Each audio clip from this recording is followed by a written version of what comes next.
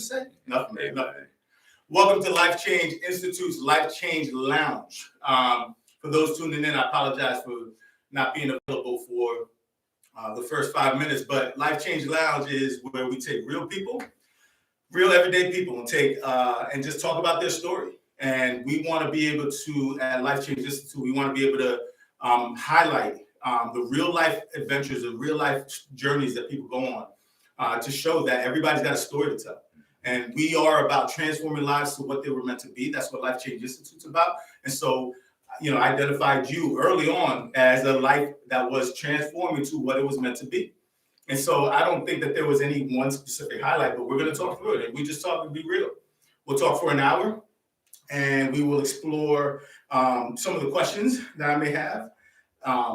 Feel free to send in questions, guys. I'm going to have them on the chat there. We're going to try to answer some live. We're going to get questions after the fact. Send them into lifechangeinstitute@gmail.com. I'll make sure they get to Jay. And let's just talk and see what happens, right? Let's do it, man. Let's do this. So we got 2 scripted questions. That's what Life Change. Oh, that's Rosa. That you hear all the jingling, man. That ain't Jay's feet. No, he ain't nervous. Never that. 2 scripted questions we got, Jay. First one at the top, one at the end. First one is life change. What was the life change moment? We face a lot of life change moments, so we'll get into that. And then the later one is going to be, to me, life change. Positive life change means what? So I brought my man Jay here. This man is a scholar. He is a self-professed, would you call yourself? Not a cigar aficionado? A cigar aficionado, yes. Man, if y'all want to know anything about stuff that I don't enjoy, but I mean, he clearly knows something. But he be in there, though. Why you calling me? You told me this was real. Listen, my youngest one will come up to me and say, I think Daddy, something's wrong with Daddy because he smells like smoke. Because they know I don't smoke, but I be in there kicking it with my people. So, but this man, I want to tell you what turned me on to you. Real talk, if I can tell the people. Go ahead. I was at my daughter's basketball game, and we were chatting. He was talking to her. He was talking to her mom, and I heard him say something about the group home that he works at or whatever, the kids he works with. And I was like, you do what? And so I think all this time, we as parents always think that our kids aren't doing, or the people that are in our kids' lives are only doing exactly what we see. And we don't realize that there's more to their lives. And so that really hit me to you. And I was like, yo, we need to talk. And from there, it was just seeing a man of color that was doing some real things, real positive things, and trying to make a difference and make an impact. And that's, I fell in love. So yes, he did. He's telling you that I send him like love messages at 2 a.m. They're really harassment messages. Like, bro, what about this? So yeah, man, I just wanted to get to know Jay. He's going to tell you a little about himself and what's going on. So send in the questions. You doing all right? Maintaining, man. Dog keeping me company right now. Rosa is all up in here. Like, she cannot not be on screen. Why'd you want to do this? Because I asked you, you didn't really know me. No, well, first, I mean, let's be real. He bugged me to do this a lot of times. But no, honestly, I'm a person that likes to spread positivity in any fashion and form that I can to do it. And just kicking it with you a couple of times that we been able to kick it, I saw that you were a real, genuine person. And being around somebody that has that same energy and that same passion to providing services for people, providing services for the youth, and just being engaged in the community, that made me wanted to do it. No doubt, I respect that. So thank you. At least somebody said, so I was trying to do something different. Hey. So, man, so look, let's kick this off. We're going to have time for the plugs later. We're going to have time for everything else. And let's just see where God takes this conversation, man. Yes. Only scripted conversation, question. Y'all send in your questions and ask Jay whatever you want. Let's see if we can get him stumbling a little bit. Try hard. He said try hard. Look, he's calling y'all out. So the scripted question is this, and it may be one, it may be a series of. I don't know if you put some thought behind this one, but would have thought. To me, right? So the life change moment, right? So what was the life change moment that kind of made Jay Buss the person, the man that he is now? And there's a lot of things you've been through. What was the life change moment that really kind of stands out to kind of start shifting some things for you? So there's actually 2, and I'll keep it brief. First life change moment was actually when my dad died in a house fire when I was 9 years old. He was kind of like my rock, taking me to all my sporting events and watching him serve in the community I got it at an early age of watching him being at my school, doing activities with the school. My dad was a preacher. And then just watching that. And one day going through the garage as a teenager, I saw one of his plaques where he coached a team. And right there, that just put that seed, that planted that seed in me of wanting to coach and being involved with youth, because I saw how he was able to pour into these kids that weren't his and how they were attracted to him. And not because of fortune or fame or anything, but he genuinely cared about the community. And it's rare that you see a Black male that back in our day he was a stay-at-home dad because he was a preacher. He had his own church. So he was able to be involved. And so just seeing that plaque actually planted that seed. And the next life-changing moment was the day I received my bachelor's degree from Liberty University. And that day was the day that I tell everybody, once I received my degree, I never worked a day in my life, because that put me on the trajectory to do the work that I'm doing right now. Yeah. Wow, those are two big ones. And if y'all don't know, like, this is genuine, because I didn't know. I didn't ask you on purpose. I didn't want to know. So listen, that's huge, Jay, because, all right, let me hit it with this one. Oftentimes there's this assumption that there's not a lot of strong role models in communities of color. You have this strong male as a role model to you, and your father lost him early, but still implanted something and showed you some, modeled something to you. But you were 9. Why did it stick so hard? I mean, it's the loss, and that's the father bond. I get that, but why did that sort of message stick so hard to you, so strong to you? I mean, I wanted to be like him. And not in the sense of being a preacher. Don't give me, oh, no.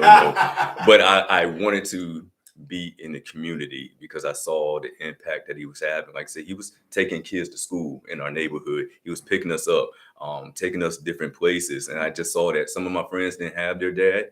And so just him being involved, even for those few years that he was in our community, I saw the impact that he had in my life and in my friends' life. And so that kind of stuck. Now, granted, 9 years old, and now I'll be 43 at the end of this month. There were some bumps along the road where I was nowhere near perfect, and I strayed off the path. But that seed was there. Christian Bible says, train up a child in the way he should go. So in that, the seed was planted. But it took a long time for it to grow and to blossom. So all the things that I went through was part of the dirt being thrown to allow me to grow. No doubt. Was there ever a time where you didn't want to be like him, or you didn't want to foster that? Because like we go our own route, like you said, team wise, even like college wise. But there's a season where a lot of people don't want to be like, almost like they don't want to bring any bad to it. Like they did fine the way they were, so let me do my thing, right? And we hear this in a lot of different walks of life. But was there any time there that you didn't want to model that? It's not really wanting to model. It was a lot of pressure, actually, as I became a teenager. People started trying to prophesy over me, saying I'm going to be a preacher, when you're going to go into the ministry and things like. And I always fought it, because I knew in my heart that's not what I was called to do. So that right there kind of made me start to rebel a little bit. Well, not a little bit, a lot of it, because people were putting that pressure on me, saying you should be a preacher, you should do this, be like your dad. And I always told them I'm not him. But at the same time, I knew I had a path to go down eventually one day, where my ministry and what I would be doing would be able to impact the community and start trying to make some change into this world. Yeah, wow, that's deep, man. That's big. So, do you like the name you developed for yourself so far, right? As we go into the other part of the life change moment, right, and where the conversation goes, like you have identified not just building on that legacy, but the one that James Butts grows himself. Junior, because you're Junior. James Alton Butts Jr. And if you're gonna say my whole name, you're gonna say it. That's one thing I am a stickler about. Wow. If you're gonna say James, you make sure you say the whole name. If you're because I take pride in that. I take honor in that, because I'm named after him. I'm his only son, and I was adopted at 2 years old. So yes, my story goes a little deep. I was adopted at 2 years old. So for this man to name me after him and not be his biological child, I take honor in that. Take honor in that. So I tell people all the time, if you're going to say my name, James, so if you put it on something, it better say James A. Butts Jr. or James, because you're not going to leave that out. Wow. So do you think the adoption part of it, I mean, I didn't know this part clearly. So do you think that plays a big part in your desire to carry on that legacy? It plays a big desire. My mom was a social worker. My mom worked in foster care. Yeah, so it comes full circle. My mom worked in foster care, and I used to see her bring kids home to come play with me because that time they were being removed from their home. So a lot of times before that transition, she would bring them over to the house and we would just play, and I'll never see the kid again. But that moment, I gave that kid a sense of reality or some sense of normalcy, being able to play with somebody before he or she transitioned to alternative placement.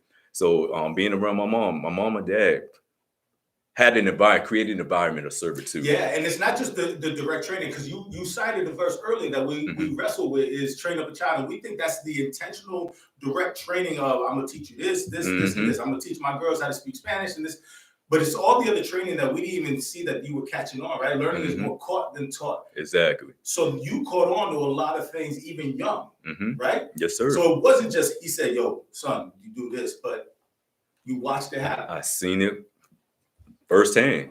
You know, mom, like I said, she was a social worker, seen it firsthand. And just hearing her, being on the calls, listening to her, or like I said, going to the office building, being in that environment, you just never know what's being fostered or cultivated in you when you just placed in an environment. And so just being around those things, people like to joke and say I'm a legacy baby or legacy because I've basically followed in her footsteps and being a worker of personal servitude. Well, listen, so I don't know when's the right time to start throwing jabs at you. You can throw them now. Yo, he don't want to work on his license, and you know what I'm saying? We've been talking about this for a minute, so we'll talk about that social work thing. We'll talk about it. We've been trying to. This is why he be ducking me. That is true. That is true. Coming. But you did see a life of servitude. You saw a life of commitment. You saw an appropriate and healthy modeling. What do you think of people who, when they try to look at you from you're a success story, you're a foster success story, or an adoption success story, or you're a success story of a young Black man who made it where others didn't, or like there's a lot of these little themes that go around, especially in our communities of color. Like, does that bother you, or are you good with that? No, it doesn't bother me because I understand I had a village. I had a village from my immediate family, from my extended family. My best friend's dad, I call him dad. Shout out Justin Ruffin. My best friend's dad, Washington Ruffin. He took me in as his son and took me to practices for sports. And to this day, I call him dad because that was that male figure. Quick story: my best friend was playing at James Madison football, and we were coming back from Harrisonburg. And him and I got into a discussion about my teenage life and things of that because my mom wanted him to talk to me because I failed high school my freshman year. So my best friend was already in college, so his freshman year. And so we just talking about life, and we got so enthralled in the conversation, we missed our eggs and we started going towards Roanoke. But that's what I'm saying is he's always been there to speak words to me, give me words of encouragement. My uncles have, my cousins. So it was just that village. Yeah, no, that makes sense. That's cool.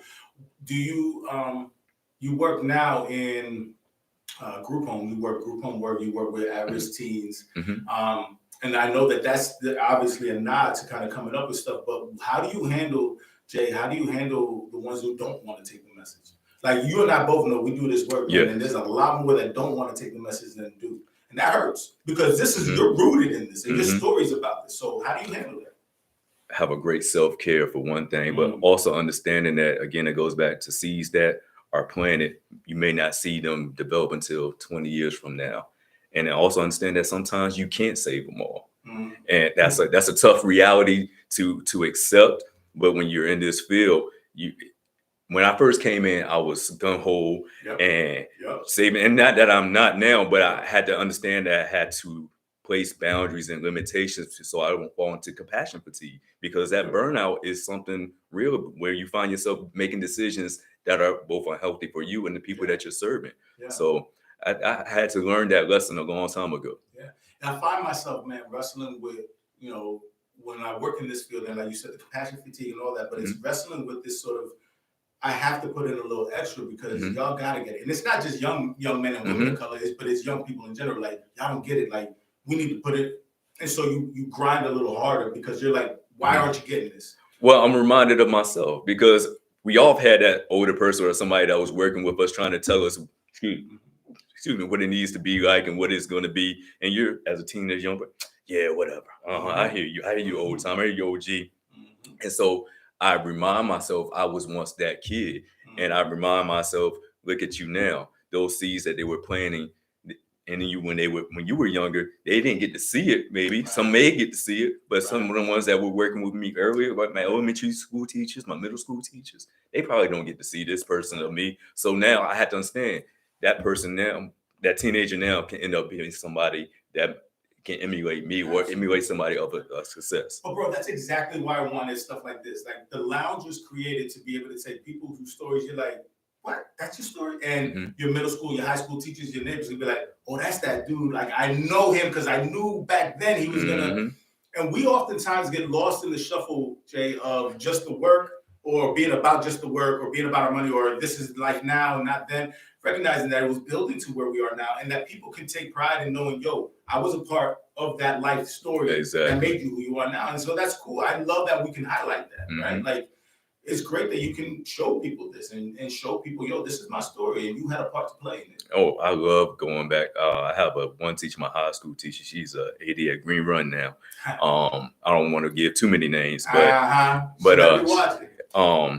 she's the reason why I graduated high school. I would have been doing 6 years of high school if it wasn't for her. Wow. Yeah, 6 years. Wow. She pulled me out of class one day and got with all my teachers and just said, what does he need to do to pass? Wow. And she made me sit in her classroom and do all these worksheets for all these teachers. Only had one teacher that didn't comply, and I had to go to summer school for English. Had one teacher. It's always that one, but I understand. I didn't do the work. I mean, you earned that. Yeah, I earned it. And so, but again, she put me in a position to where I can at least graduate high school my 5th year. And I went to summer school, graduated in summer school from Salt High School. And then from there, because I didn't want to be the weak link of my friend group. Actually, I didn't want to be an embarrassment to my best friend because he's in college. And then I'm seeing, sorry about that. No, you're good. But like that, some people look at that as, again, this is not the trajectory I was supposed to go, right? You talked about a family of helping others, whatever, but then you take a hard left to area or something, right? Like, I mean, did that fit in the cards or was that? It fit in the cards because then I wasn't going to go actually, but fell in love, quote unquote, and found out I was going to be a father at 19. So I had to end up going in because the baby couldn't eat air or books. So I was not mature enough to go straight to college out of high school. Yep. So that my oldest daughter was the motivation for me to at least try to do something positive with my life because I figured going to the military is respectable. Everybody go, oh, he went into the Navy. So they can't talk bad about me then. That was the main thing. I didn't want nobody to talk bad about me. So I at least got that. So I can say it. But I'm in the Navy. So, and the funny thing is, I was telling people out of high school when they was like, well, JJ, what you getting ready to do? I'm going to the military. Oh, seeing their face like, oh, because in their mind, my teacher was like, he ain't going to mount to nothing. You know, he's just going to be regular. But as soon as I threw that out, I can saw the immediate expression on their face change. But the other thing too is that like the Navy played a part in the story. Oh yes, played a part in the story. Oh yes. But it wasn't the only thing that made you amount to something. No. Right? Because I want to make sure that we acknowledge that there was a foundation that was laid. There was a desire, a heart's desire. You just didn't know how to walk it out. Exactly. All these little pieces form who you are. Good and bad, right? Good and bad. So from 5 years of high school to Navy to whatever, like the parts fit together. That's where we go, man. Like. Some people watching this don't like the bad parts. They don't like this part of the story. They want to skip this chapter. They want whatever. Are there some that you would skip? Are there some you're like, bro, I could have really gone without that? Like, I can assume, like, losing dad. I know that. There's loss. There's other parts. But you know that all made the story who you are now. Are there parts you would want to skip? Man, I could really go without doing had to pay child support. Sorry, man. You said keep it real. You said keep it real. Bro, that's very real. But no, I would say it's not really any parts that I really would skip because it all is part of what made me who I am today and continue to strive to be better each day. I'm not. Scripture says that we in Romans, man, he'll talk about how we thank him for it. Yeah. I don't know that I can thank him for certain parts of this story, dude. Can you thank him? I see that you can see the need for the chapter. You can see the need for the journey part. But can you want to thank him for it? there are some things that I'm like, I hated that I had to go through that, Yeah. and I'm not going to touch on too much, but Yeah. yeah, I hated that portion of my, but Yeah. that portion of my life gave me the knowledge that I was able to attain to my teach my peers how to Right. navigate the court system, Right. how to navigate various parts of family services Absolutely. and Department of Social Services and things of that nature. So me going through it, I was able to give back, and I have friends and people like, man, thank you for teaching me, because educating them is very important. There's a lot of, and not ramble, but I've seen it oftentimes people go into court and not educated on the process, and they're coming out with outcomes that are not in their favor, or not even have an opportunity to be able to advocate for themselves. So being able to teach people how to advocate for themselves in court, that was one thing. Maybe that's the thankful part, right? Because we think we're going to say, hey, thank you for screwing up my life in this. No, I'm thankful for the results of it, so I can thank you for this because I see this. So that's the gratitude part that we give to, to God. Exactly. And say, like, okay, I get it. I get what you were doing. All right. So that actually gives me, Jay, you said the second part of the life change was being able to get your degree. Why was that so big? Was education a big deal? Was it, you didn't, I mean, I don't know the entire story, but you went through some things, but then you got the degree and then still went through some things. Why was the degree such a big life-changing moment for you? Because the degree put me in the opportunity to be where I am today. I couldn't be a social worker without a bachelor's degree. I couldn't work in the program that I'm working in now without my degree. So the degree almost just gave you validation, saying, here's a piece of paper saying that you were able to accomplish it. Before the degree, I still could have done the work, but it's that you had to have that piece of paper, that certification to say he can do it or she can do it, and here's why. So that degree was that degree was very important, because I would have still been working for the probably Division of Child Support Enforcement going on 15, 20 years, but that degree got me out of that situation. Education is not a strong suit in a lot of communities of color, households of color. Even my own journey through education, it took me 7 years for a 4-year. I didn't want to get these degrees, but you saw that it was a way to get to where you needed to go to. Correct. All right. I saw it as a way to get where I needed to be. Somebody told me, do what you got to do so you can do what you want to do. Yep, there you go. Do what you got to do so you can do what you want to do. So are you doing right now? Are you in the gotta or the one? I'm in the one. I told you, the day I received my degree, I never worked a day in my life. You think that the letters, whether it's a degree, licensures, whatever, right? Because I keep bugging you about licensure. You think that gives more respect to the word that you put on stuff? Like when you talk to kids, when you interact, because it's not just at the homes that you do it. You do it on the court. You do it in different places. You think that gives more respect to your word or no? No, I think me being genuine and having a genuine care about seeing whoever I'm working with be successful gives me more credibility to my words. Your ability to really own the words you say, right? Correct. To live it out and just to really speak truth. Right? Yes. Yeah, that's fair. Man, so many kids, man, we're about education as a standard for success, as a measurement for progress, success, arrival, whatever it is. Right, you work in the system, right, from a home standpoint where you want them going to school, not cutting up, doing whatever, earn the degrees. We see the importance of it. Correct. But some people aren't made for school either. Correct. They got success in other ways. How do you speak life into people who aren't made for an education, let's say, or a growth in that? So great question. I'll always say one of my creeds or mottos or whatever is turn your passion into your profession so you can profit. So whatever you find that you're great at or good at that you love to do, make it a way so you can profit from it. Either monetize into your profession so you can profit. All right. Yeah. All right.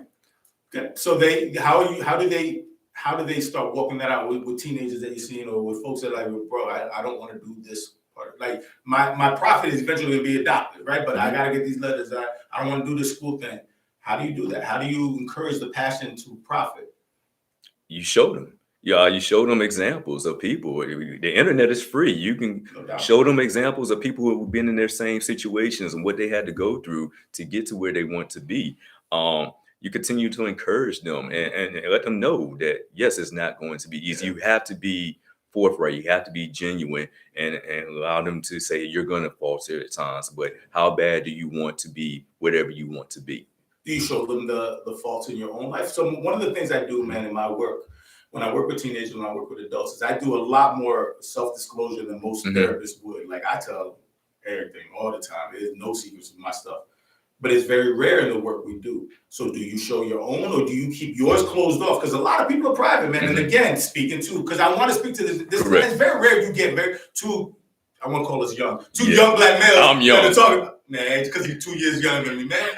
But two males that are going to talk about this, and we're going to put our business out there. How much do you put your business out there? Because this almost goes against the culture. So I'll say this. I don't have all the alphabets behind my name. I don't all the clinical terminologies and things of that nature. So I have to rely on my experiences. I disclose what is relevant to the situation. Everything does not have to be put out there. But if it's relevant and I can put it in a way where it's not over disclosing, I use it because that's what I have to lean on. That's my quote unquote, that's my superpower. Right. You know, to do that. No, absolutely. You model it. Look, man, we're on Life Change Lounge here at Life Change Institute. I welcome the questions. Y'all keep them coming. Even if it's not live and it's after the fact, we'll get them. I'll send them to you. But Jay, you're doing pretty good. I want you to know. Welcome these questions. I'm open, so I'm not scared. I really want the questions to come in because if they just come from me, you might be scared. Like they might. I don't know. I ain't scared. But that's all. I ain't scared. Well, speaking of scared, all right, let's go with that. Both with loss, with walking out an education that was, a little longer extended, right? In high school and whatever else. Super duper senior. Super duper. He called it like 50th senior, but like high school version, right? Yeah. But what were the scary moments, right? Because this wasn't like we could talk about this was hard. We could talk about this some hard things. I'm not saying share the stories, but there's some moments where you're like, bro, this ain't scary moments. Ain't impossible. Yeah, scary moment. Am I gonna ever graduate high school? That was real. Because I did not care about life at that point in time, because of the past traumas that I've been through, and just things that were just happening in my life. I really did not care, and so I was scared then because I was scared of what would be my transition, what would be when I had to leave my mom's house, what would be when I had to graduate high school.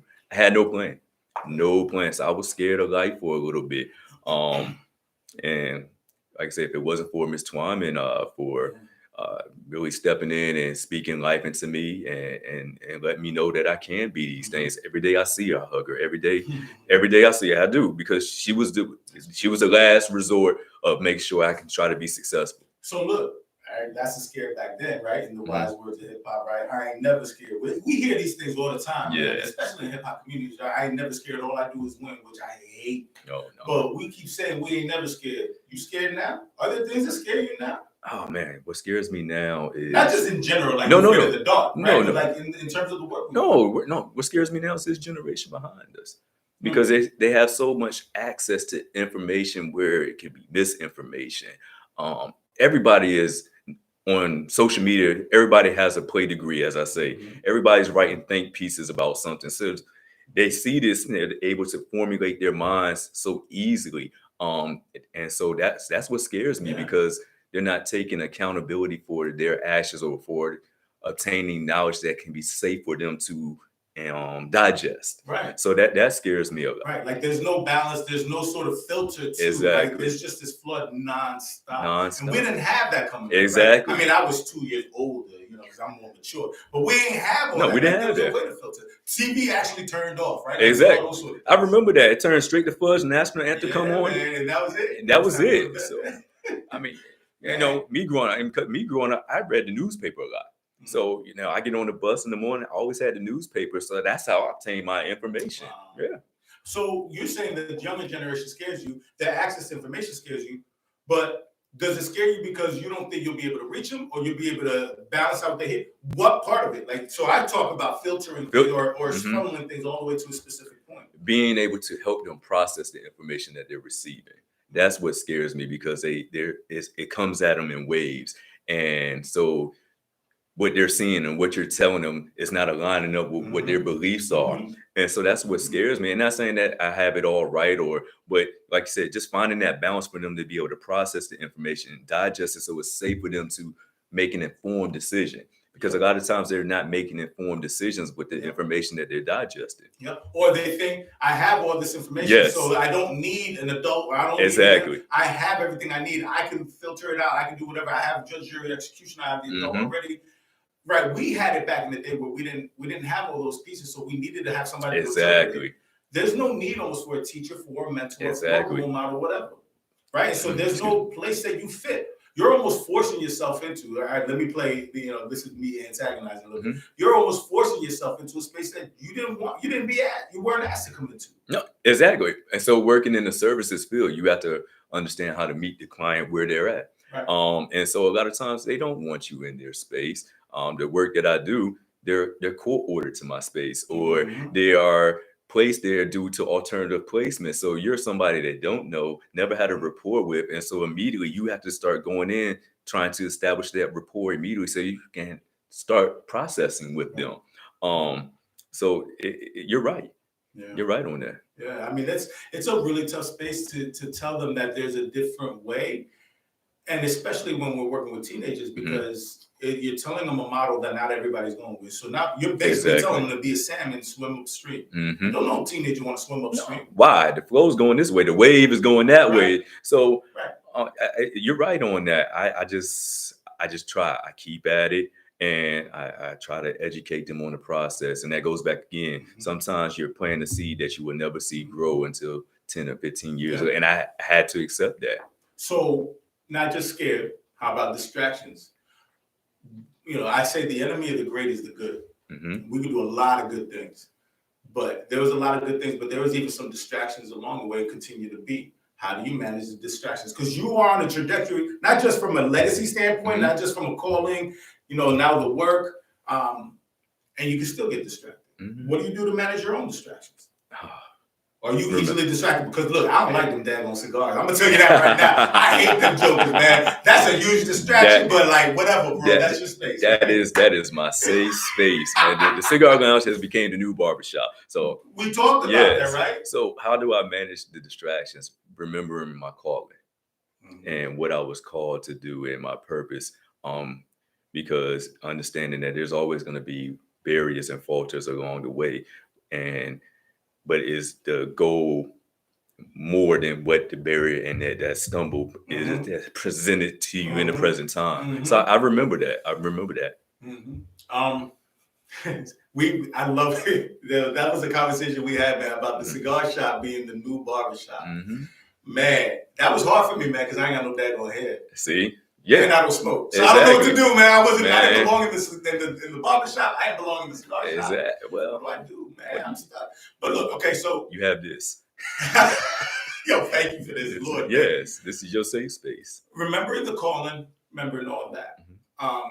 And yet you're still distracted. What are the biggest distractions you see? This isn't like some old Miss America type question, right? Oh, man. What are the biggest distractions you see for these generations, especially the young generation, the teens, 20s, 30s, 40s, right? Our peers, bro. Like we are easily just look.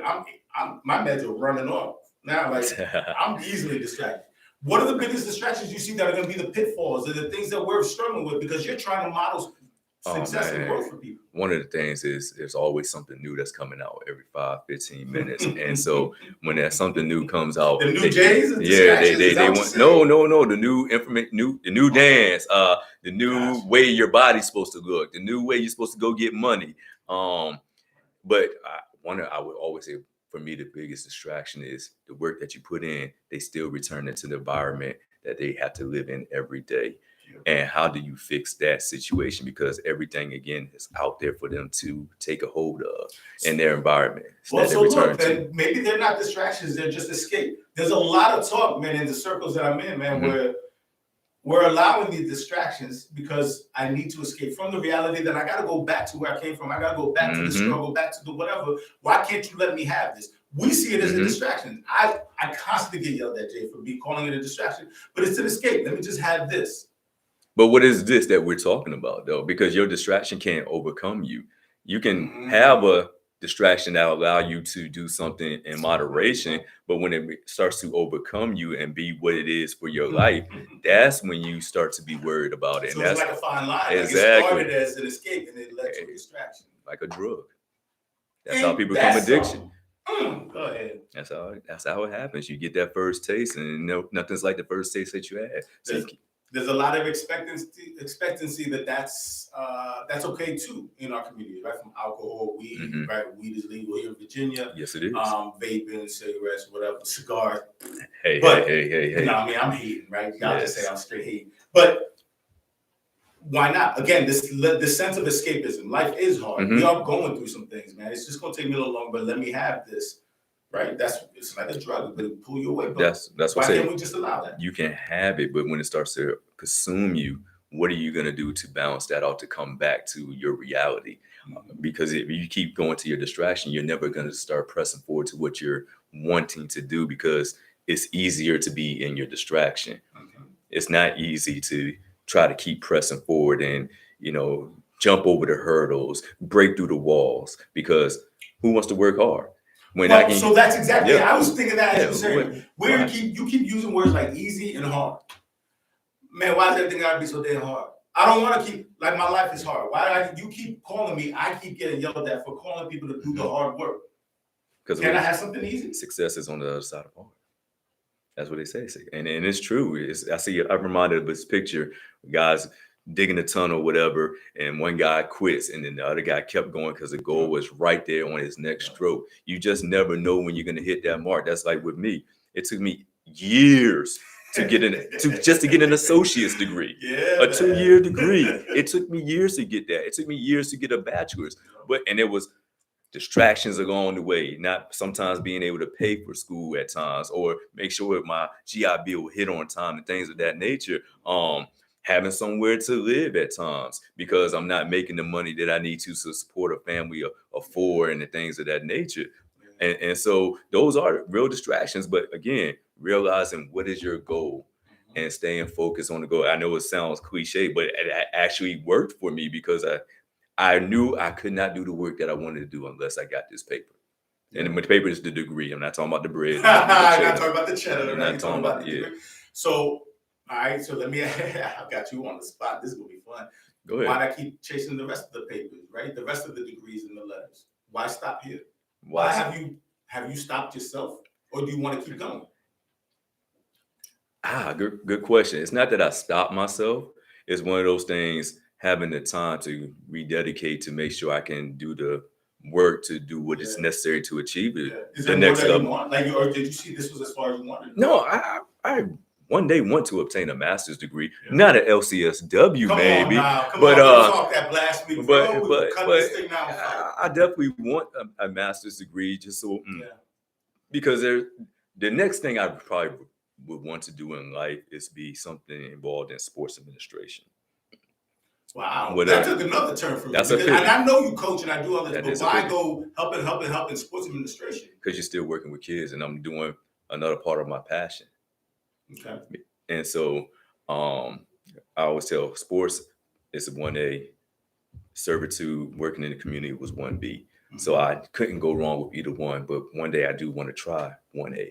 So is that why you coach and do all that now? I coach as part of my ministry. I coach because I love the kids. I coach because I remember the coaches who poured into me when my dad wasn't alive, and the males and the females that poured into me and were involved in my life and gave me that outlet so I wouldn't be on the streets all the time. Yeah. So I coach because of that. I coach because I want to see somebody take something that's raw and help them mold into whatever they want to be. Coaching is just what I do to reach kids now. It's not about wins or losses for me. It's a means. It's a means, yes. And it's part of my self-care. People don't believe it. Coaching is part of my self-care. Ooh. Man, I know some of the kids you coach. Yes. Yes. Is that part of the self-care? Teaching some of those kids? It is, because working with a different dynamic of kids. I work on one stream where kids are court ordered. They're in some serious trouble. Yeah. Then I'm working on another extreme where I'll say these are the kids that haven't got caught for doing the dirt that they did, maybe at times, but they're still, their environment is a little more stable than what I do for a living. Yeah. And so having that outlet and allow them to be involved in something that they like, they love doing, and just seeing them grow through that. Yeah. So that's huge, man. I love giving you a hard time. Man. That's fine. For the letters, just because I think that there is strength in being able to do some work like this. I mean, it's, I'm a dude, right? I'm a dude with the letters and all this and that. It took me forever to get here. But to see somebody else that has an opportunity to do that, of course, I only see it from my own perspective. Correct. Sports administration would be great, right? But I don't know nothing about it, so I can't. You can't knock it. But keep going for education. I think that we never stop learning. Exactly. There's a formalized sort of learning. I think that there is some respect in the industry and society. Yeah. I don't know, in some circles about the letters you get behind your name, because I don't have doctor behind my name. I mean, I need to probably work on it at some point, but I have no desire to do it. So I get it. When you're She's crazy. I'm sorry about that. When you're looking like, who snoring like that? So I understand when you're being called on the circuit and giving speeches and presenting, those letters are important because that's the community that you're being involved in. And so it does give you credibility. It shows that you studied the work, that you took the time to learn about the various things that involve being in the work. Yeah. And so, she is really getting. I'm sorry about that, y'all. That is a distraction. You know what happened? That is a distraction. That right there. Distracted, man, because she said, "Man, if you don't go after what my daddy got, man, I'm just gonna fall asleep." Hey, so get the whole point of this is to get that MSW and get the license. He wants me to have it. I do, because it's funny, like you said earlier, Jay. So many people will try to prophesy over you, speak into your life, some life that you were like, "Yo, that's not what I hear." But so many people speak into our lives, constant things of their own sort of take. It's their own take. I could really own the fact that I'm saying, "Heck yeah, I want to do this. This is selfish. God did not tell me. I did not approach the throne. Okay. Yeah, I want you to go get these letters, of course, but that's my calling." And it's hard to push people away when they say that, right? And so that goes back to now you're the person up in the mentor state, in the mentor state, and I'm the quote unquote mentee, and you're trying to tell me or pour into me to reach the next level or go for the next level. And I'm like, I'm good or whatever. That's like when I'm working with the kids. Absolutely. I'm trying to pour into them to reach the next level, and they're like, I'm good or whatever. I don't see that for me, but again, I do want to obtain a higher level of education because it does look good and it does pay increase, but it has to be the one that's for me and it's really going to continue to be part of what I want to do. It goes in line with the calling, and if you hear it in multiple places, then all right, there might be something to this. So I think that's all jokes aside, Jay. Like I can talk all I want about LCSWs and masters and social work, whatever, but if it's a direct calling and when you're seeking God and then you hear it from multiple credible, reliable sources in your life, that's when you start needing to pay attention to that. I'm just one voice. I'm paying attention because my mama said when two or more people say the same thing, you might want to start listening. So you're not the first person that has spoke that into me. It's just now, what do I need to do to accept that, and what do I need to do to take the next steps to really look into it? The part that you said, like, it's hard. Yeah, accept the hard. I'm about to open up another door of hard. Like, it ain't hard enough already, or we ain't already working. It's hard, and so we got to get ourselves ready for that. No doubt. That's real talk. That's real talk. You're doing all right, man. You danced around that pretty good, man. You a good dancer. Man, I'm an orator of words. Don't get it twisted now.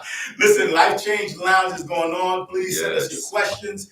We've got a few moments. I want to ask this because I don't want to lose time on this, and then I want you to be able to shamelessly plug whatever you want to plug because that's the platform we got. But here's the thing, man. You talked through the adversity. You talked through the things that shaped and molded Jay Butts Jr. to who he is now. James Alton Butts Jr. That's all right. That's okay. But again, I take pride in that. Take it. To me, right? So this is the second scripted part, right? To you, positive life change means, right? Life change means, because we're about Life Change Institute, transforming lives to what they were meant to be. That's what we think it means. But that's just our perspective. As you've walked this journey, to you, life change means what? Being able to serve and be a servant leader and being able to help grow the next generation behind us who want to do this work of servitude. That's what a positive life change means, finding your passion and being able to work in that to where it provides positive outcomes. That's what a positive life change means to me. I like that. Do you speak that word? You speak that life, right? In church circles, they talk about speak life. Speak life. Do you speak that? Let's go. Do you speak that to the kids? Like, do you find an opportunity? Do you create and make the opportunity to speak that? I create that. It's created when I coach. It's created when I'm working in my regular job. Those opportunities are created to speak that life, and you do it. You give it in points. You don't small doses. There you go. Thank you. Give it in small doses because again, they're still young. They're still trying to find their way. So you just want to give it to them and then take it away and see what they do with it. And I think, man, listen, this is the part where I also get to brag on you because you also model it day to day. We could talk about like on a platform like this or anytime, Jay, we could talk about like the right answer to these questions, try to script it and try to give it like a nice spin. But I watch you walk it out. So we speak it when the moments are created, but I also see you walk it out just in the few moments that I've seen, just in the genuine joy that you walk it out. And because kids are watching at all times, people are watching at all times. They are. Right. So being able to kind of inspire and speak life into and model that change into other people is something that you walk out day to day. That's a habit. It's a norm. It's a norm. It is. It's what they say. It's my swag. That's just, I mean, there you go. Yeah, that's my swag. And we can do it however we want to do it. It's not about trying to be accepted by a kid, trying to be accepted by a certain community, but this is just the swag that I got, and I'm gonna walk this out. Exactly. Like you said, you have the alphabets. I have my superpower, and there's nothing wrong with you. I love that you have it. I honor it and take nothing away from it. But for me, like I said, it took me a long time to get the BS or the BA, whichever one it is. That's full of the BS. Yeah. So being able to just have that and being say I accomplished something, and watching these young people and being that not a role model, just modeling positive behavior. You don't consider yourself a role model? I mean, I'm a role model to whoever watches me. Absolutely. So I mean, and again, I falter still along the way at 43 years old. So don't think that I have it perfect, but I try to make sure what I'm saying matches with what I'm doing, and I get it wrong too at times. So. I think the part of the role modeling, Jay, is not just in the right steps, right? Do school the way I did, study what I did. Oh, don't do school the way I did. I think for me, I don't know. They might want to go your route. But it's not just modeling the right steps, it's modeling the missteps and how to handle the missteps. Exactly. Because that's a huge piece of the role modeling. We often think that we got to have everything together, but we don't. We just have to be able to figure out what the next step is to be able to correct. Exactly. That's a lot of the modeling, man. Course correction, it is. And so I self-reflect a lot. That's one thing. Another one of my superpowers. I do self-reflect a lot about my mistakes and how I can change them. And sometimes I still make the wrong mistakes, but I still self-reflect. So if somebody was to say something about me, you can't say something about me that I don't already know about myself because I already did a self-check on me. Look, I call it. This is an old reference, but I call it the 8 Mile approach, right? Because Eminem in the last time, he tell you everything about it. He's like, yo, tell these people something they don't know about me. Yeah. Right, because I did enough of the work to recognize the faults and the strengths. Exactly. But it's a balance of both. I find it interesting because it's funny to find people who are wrestle to acknowledge the strengths and the things that they do have, that they gain. They worked hard for it. Exactly. I think that you got to acknowledge those with the faults, right? It's not just about woe is me, I still ain't had this. Right, my daughter wrestles with the fact that she didn't have a testimony. She said, because she's like, look, I grew up with you, grew up with a 2-parent home, we're doing all right. Like, I don't have any testimony. I was like, yeah, you do. Yes, you do. Acknowledge the strengths and the blessings you got along with the struggles. And then she still has a long life to live. So your testimony could come anytime, whether from 12 to 22. You're going to get something in life that's going to knock you down. And then you're going to be like, oh, here's my test now. That's going to give me that testimony. And I was preparing all along the way for this. But it's so funny for me to hear her at 13 to say, yo, I ain't got no testimony. Why? You didn't have to have the trial yet. Exactly. We know that. Yes. I mean, as parents, you want to put your kids in a position where they don't have to go through all the hardships that you went through as a child. So you know what you go through. So case in point, I tell my youngest son all the time, there's nothing that you're going to be able to get away with that I haven't done at your age. So you better go ahead and tell me now straight up, or I can go ahead and just put you in a position so you don't have to do it. Yeah. And thank God, he's been a good student. Never had to go to school for him because he was in trouble. Because, again, your daddy has done all those things, so don't even try it. Yeah, that's awesome. I want to ask you this one. This one was coming. I'm trying to sneak attack you with this one. So I'm going to admit it. Would James Alton Butts Sr.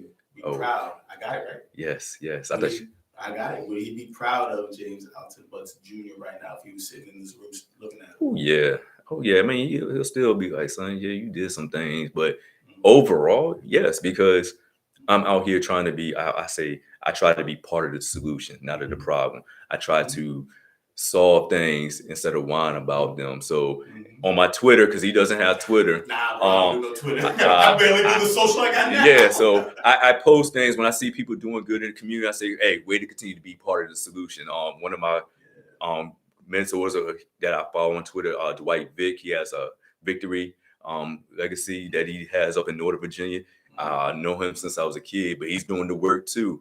And every time he does it, way to be part of the solution, way to be leaving that legacy. That's cool, man. That's really cool. Look, we've got a few minutes left. Okay. I love the answer that you gave to what positive life change means and what that looks like now. I love that. Here's the funny part about it is that we often don't want to answer something like that, and we often don't want to say it in public because then we're going to be held to it. Being held accountable, I think, to a statement like that, to a journey, right, to a focus, we're going to be tested and we're going to be held accountable. So you know that your kids that you're speaking into, your kids that you're coaching, your kids that you're working with are going to hold you accountable to it. I think that there's a need to remind ourselves of that definition daily too, right? And to be able to kind of not just want to be held accountable to it, but to seek it out. So you seek out that positive life change. You seek out that ability to speak life into others, right? I seek it, but it's also a lot of times just presented in my everyday life. Yeah. So I can walk out the street and it's something that's going on and it's right there, and I try to speak life into it. But also I don't subscribe to my own comic book where I get held up that I had to be put on a pedestal. Yeah. So I know that there's going to be times that I falter and I accept that that's going to happen, but understand that I can course correct as well. There's still a lot left of this story to be told. Oh, right? yes. You ready to take the ride and keep going? You don't know my story. But go ahead. We didn't even touch on the fact that you're a musician. Like, we didn't even get to touch on that. Yes, bro, we might have to have you come back. I'll come back. And this was actually fun, man. See? I love how everybody always says, this was actually fun. I walked in here thinking, here we go. Well, I walked in here thinking, and it's like, okay, it's got to set up. Okay, what's going to happen?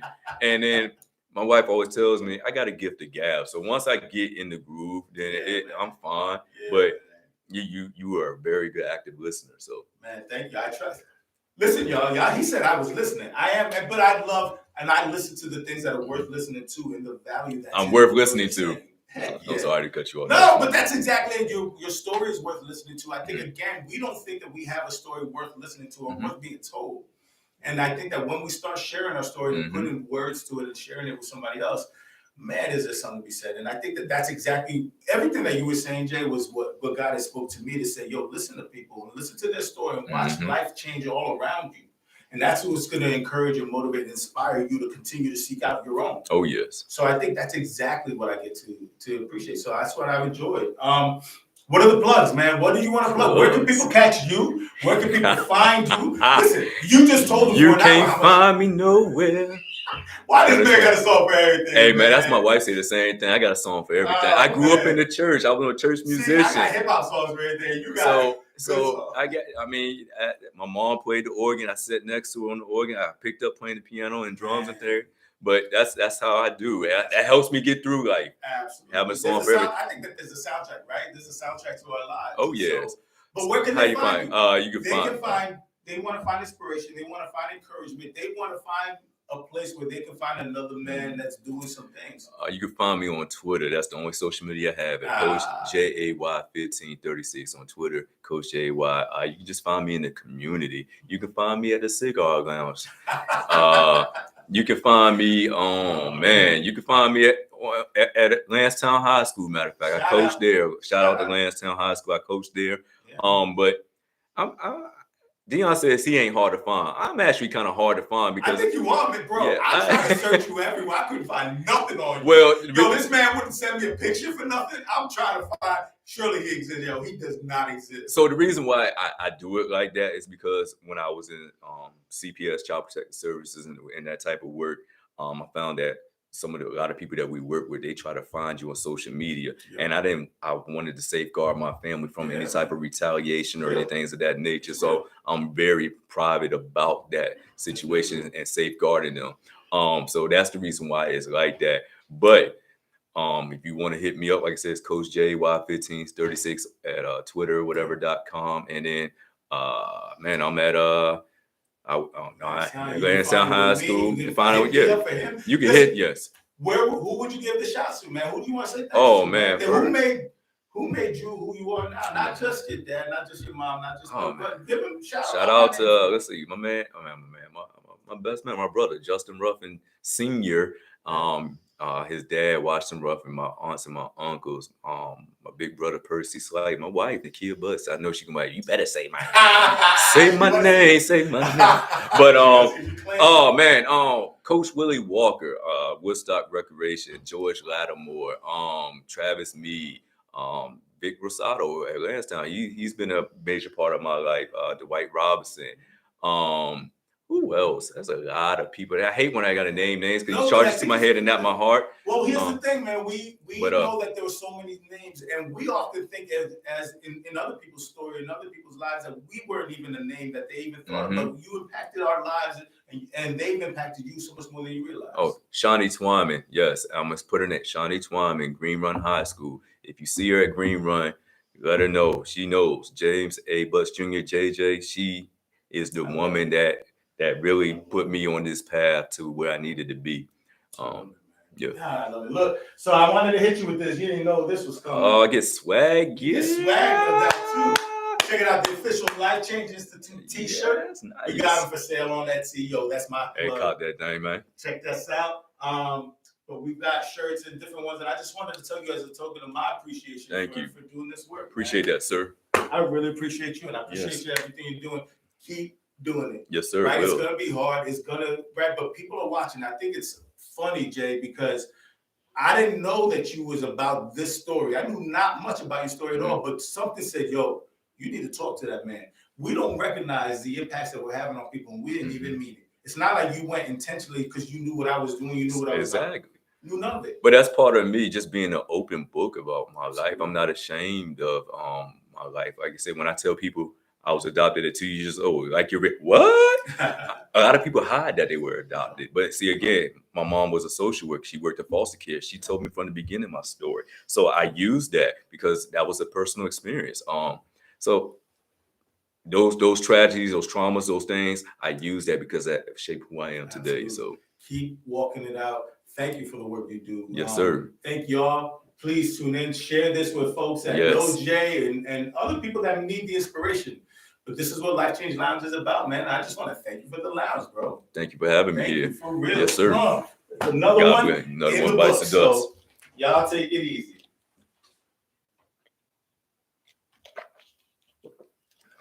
Man, that was good. That was good.